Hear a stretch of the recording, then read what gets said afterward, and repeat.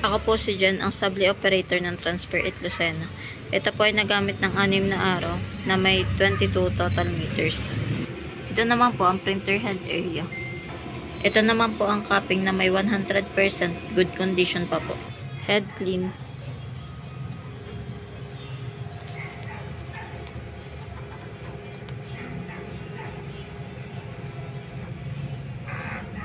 Punasan ng wiper after head clean. Nozzle test.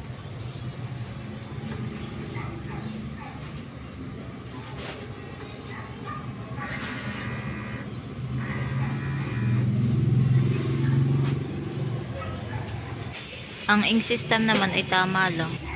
Ang waste tank naman ay nalinis kanina. AVR. Nandito naman na ang stocks namin ng used, unused, at film. Ito naman po yung daily output namin. Ito naman po yung aming weekly checklist. Thank you po.